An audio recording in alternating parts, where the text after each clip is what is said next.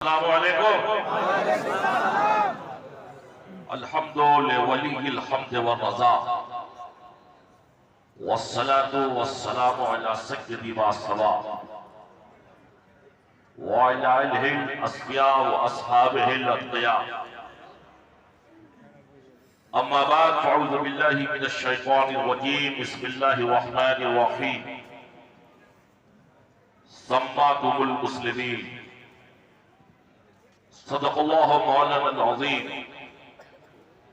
व बल्लगना रसूलुहुन नबियुल अमीनुल मतीनुल हलीमुल करीम व नहनु अला ज़ालिका लमिनश शाहिदीन व शाकिरीन वल्हम्दुलिल्लाहि रब्बिल आलमीन। सबसे पहले बारगाह रिसालत में बाबा ज़िब्रन दुरूद व सलाम का दिया पेश कर ले और पढ़े अल्लाहुम्मा सल्लि अला सय्यिदिना शफीना हबीबिना मौलाना मुहम्मदिन माजिल जूद वल करम व आलिहि व सहबिहि व बारिक वसल्लिम अल्फ अल्फ मर्रा बिअदद कुल्ल ज़र्रा।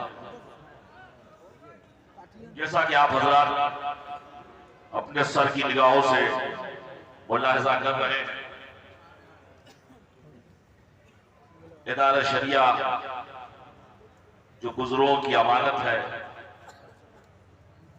इदारा शरिया जो सरकारे सुरकारी के फैजान का नाम है, इदारे शरिया जो मुजाहिद मिल्लत की दिल की धड़कनों का नाम है, इदारा शरिया जो कायदे मिल्लत हजरत अल्लामा अरशदुल कादरी अलैहि रहमा के ख्वाबों की ताबीर है, वो इदारा शरिया जो हुजूर सरकारे कला की दुआओं का नतीजा है, वो इदारा शरिया आज आपके सामने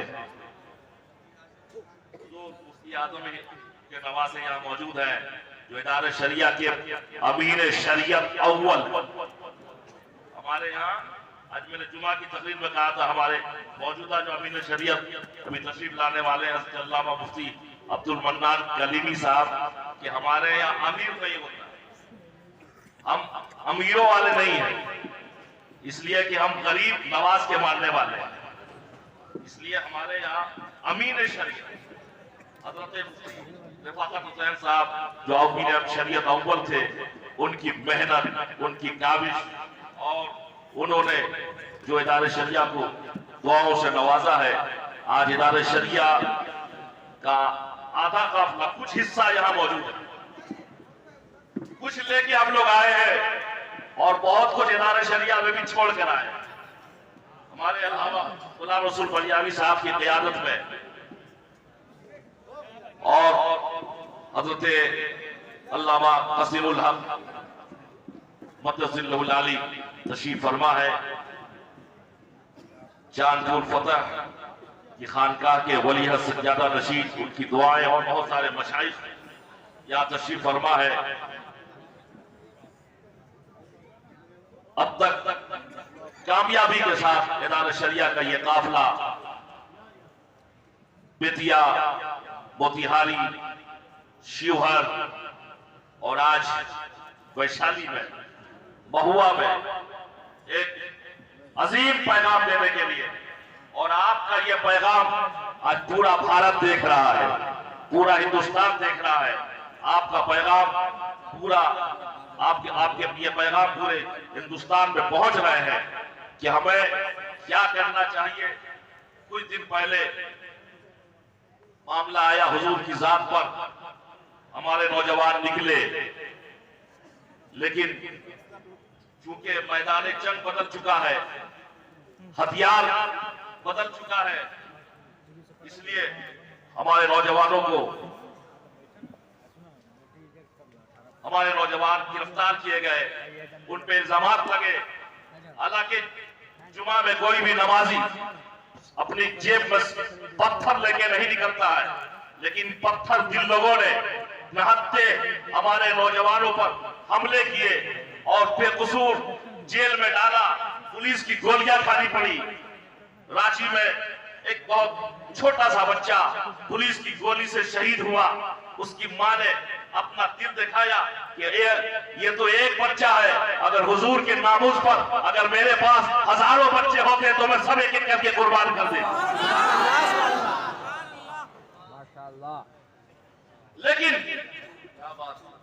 आली सर अल्लामा इकबाल ने कहा है ऐसे लोगों के बारे में, निगाह बुलंद सुखद दिल नवाज जापुर सोज, निगाह बुलंद सुखद दिल नवाज जापुर सोज, यही है रख्त सफर मीरे कारवा के लिए।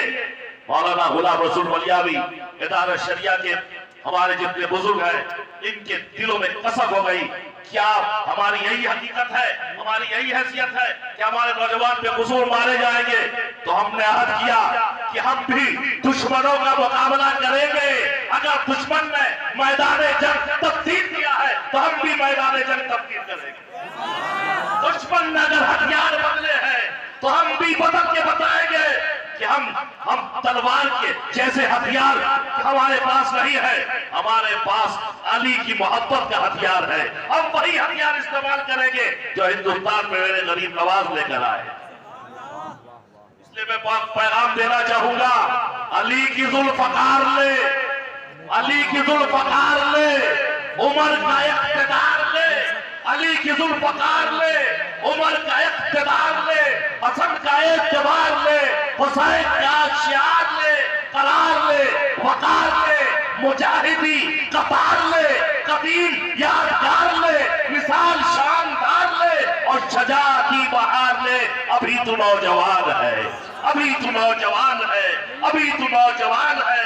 खुदा का पाक नाम ले, खुदा का पाक नाम ले, मोहम्मदी पयाम ले, खुदा का पाक नाम ले, मोहम्मदी पयाम ले, हरीम काबा थाम ले, फजीलतें तमाम ले, सलाम ले, कलाम ले, बुलंद हर मकाम ले, तेरा वली का जाम ले और बहादुरी से काम ले, कबा कहा थाम ले। अभी तो नौजवान है, अभी तो नौजवान है, तुम अपनी हकीकत को पहचानो।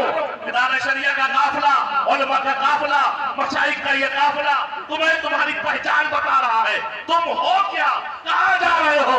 खुदा का राज़दार तू, खुदा का राज़दार तू, नबी की यादगार तू, खुदा का राज़दार तू, नबी की यादगार तू, ज़मी का ताजदार तू, ज़मी का ताजदार तू, फलक का शहसवार तू, सवार तू, सिगार तू, चमन का नौ बहार तू, बहिश्त का निखार तू और शबाब सद हजार तू और दिखा दे बहार तू। अभी तू नौजवान है, अभी तू नौजवान है, अभी तू नौजवान है। हमें करना क्या है?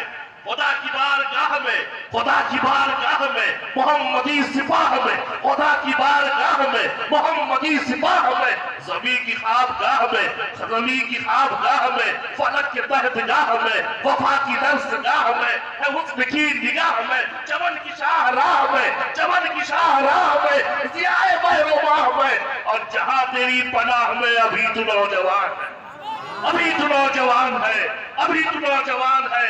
अरे जल्दी करो, वक्त जा रहा है। फरीज़ाए शबाब कर, फरीज़ाए शबाब कर, सवाले लाजवाब कर, फरीज़ाए शबाब कर, सवाले लाजवाब कर, इरादों से खिताब कर, जहां में इनकलाब कर, फरीज़ाए शबाब कर, सवाले लाजवाब कर, इरादों से खिताब कर, जहां में इनकलाब कर और शिताब कर, शिताब कर, शिताब कर, शिताब कर, हयात का हिसाब कर, पसम एक शराब कर, खुदी को करके आप कर और बका को फैज़याब कर। अभी तो नौजवान है, अभी तो नौजवान है। बस एक तारीख का एक वक्त मैं आपको बताना चाहूंगा, जिस वक्त हमारा मुल्क मन के गोरे, तन के गोरे और मन के काले, गोरी चमड़ी वालों का यह हिंदुस्तान गुलाम था। उस वक्त हिंदुस्तान का हर शहरी किसी भी मजहब से ताल्लुक रखता हो, किसी भी जात से ताल्लुक रखता हो, वो कुत्ते से भी ज्यादा ज़लील समझा जाता था। फजर की अजान हुई, हय्य अलस्सलाह, मुअज्जिन ने पैगाम दिया, आओ नमाज की तरफ। और मुअज्जिन का दूसरा जुमला हय्य अलल फलाह, जो सवाल का जवाब है कि नमाज पढ़ने से फायदा क्या है, तो मुअज्जिन कहता है हय्य अलल फलाह, कामयाबी इसी में है, कामयाबी इसी में है। जैसे ही अजान की आवाज गूंजी, लोग अपने बिस्तरों से निकल पड़े।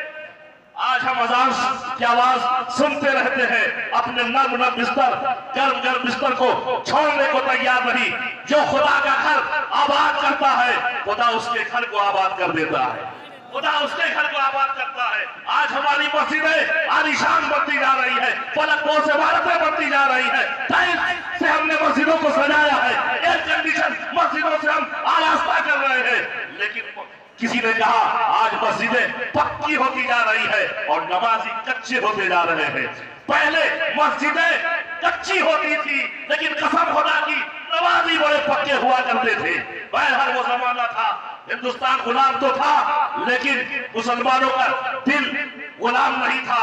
मुसलमान नमाजी थे, मुसलमान अल्लाह से जुड़े हुए थे, मुसलमान के दिलों में नामूसे रिसालत का जज्बा मौजूद था। तहफ्फुज़े नामो रिसालत के लिए उमर मिटने को तैयार थे।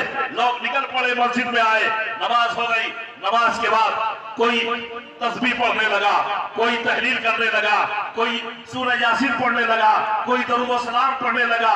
मस्जिद के बाहर एक बहुत बड़ा मैदान था और उस मैदान के दूसरे किनारे में एक अंग्रेज हाकिम की कोठी थी। सुबह के वक्त अंग्रेज हाकिम भी राइफल कांधे से लटकाकर उस मैदान में आकर वो तफरीह कर रहा है, लेफ्ट राइट कर रहा है और दूसरी तरफ मस्जिद से दीवाना हाथों में तस्बीह लेकर मैं हथियार की तरफ आ रहा हूं, तस्बीह लेकर आगे बढ़ता है, तस्बीह पढ़ता है, सुभान अल्लाह, अल्हम्दुलिल्लाह, अल्लाहु अकबर, तस्बीह पढ़ता जा रहा है, तस्बीह का दाना गिनता जा रहा है, जबान उसकी हिल रही है, लब उसके हिल रहे हैं।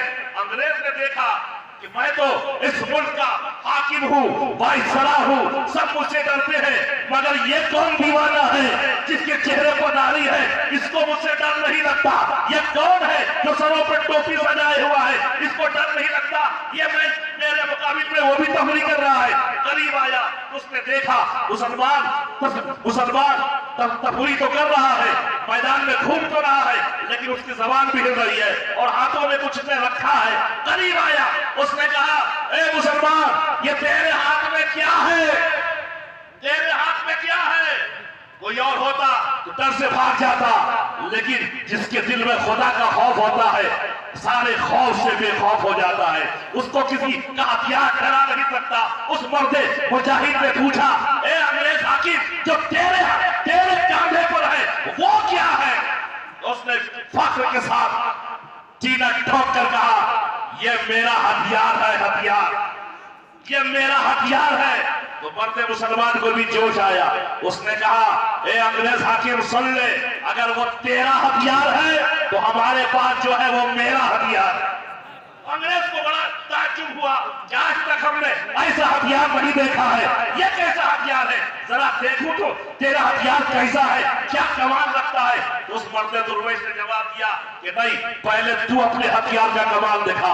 अंग्रेज को और गुस्सा आया, उसने राइफल निकाली, सुबह का वक्त था, चिड़िया चहचहा रही थी, उसने निशाना लिया, ट्रिगर दबाया, बेचारी छोटी सी चिड़िया वही ढेर होकर रह गई। अंग्रेज हाकिम ने सीना चौड़ा किया और कहा, देख लिया तूने मेरे हथियार का कमाल, ये तो एक जानवर था, एक तो चिड़िया थी मामूली सी, हथियार की गोली में उसके जिस्म के परखचे उड़ा दिए। जब यही हथियार की गोली जब मैदान जंग में निकलती है, इंसान की खोपड़ी पर पड़ती है तो इंसान की खोपड़ी उड़ जाती है, सीने पर पड़ती है तो सीना ठंडी हो जाता है, खून की नदियां बह जाती है। यह है हमारा हथियार। अल्लाह वाले ने एक आंख खींची, आगे बढ़ा, तस्बीह को करीब किया और कहा, सुभान अल्लाह, अल्हम्दुलिल्लाह, अल्लाहु अकबर, और तस्बीह पर पढ़कर मरी हुई चिड़िया के जो चेहरे उड़ गए थे समेट कर उस पर दम किया और जैसे दम किया चिड़िया फुड़फुड़ा के उड़ गई, चिड़िया फुड़फुड़ा के उड़ गई। अंग्रेज को हैरत हुआ, उसने कहा, ये क्या है? कहा, ये मेरे हथियार का कमाल है, तेरा हथियार वो है जो जिंदगी लेता है, हमारा हथियार वो है जो जिंदगी दे देता। वो आज मस्जिदों से जुड़े आप, सुभान अल्लाह, अल्हम्दुलिल्लाह का फिक्र करें, आप अल्लाह की तस्बीह बयान करें और इंशाअल्लाह इनकलाब जरूर आएगा। और हमारा जो मुतालबा है तहफ्फुज़े नामूसे रिसालत के ताल्लुक से इदारा शरिया की मीटिंग में 14 तारीख को जो मीटिंग हुई थी उसमें भी हमने मुतालबा किया था, हमने अपनी बातें रखी थी कि जो हमारे आका के नामूस के तहफ्फुज़ का जो बिल आएगा हम ऐसे ही लोगों की हम सपोर्ट करेंगे और इसलिए हम तमाम सियासी पार्टियों से भी हम अपील करते हैं कि हमारा साथ दे और हुजूर के तहफ्फुज़ के नामूस के लिए आज मुसलमान जिसका मुतालबा कर रहे हैं, इदारा शरिया जिसका मुतालबा कर रहा है, आप इदारा शरिया की आवाज पर लब्बैक कहें। वाखिर दावाना अल्हम्दुलिल्लाहि रब्बिल आलमीन।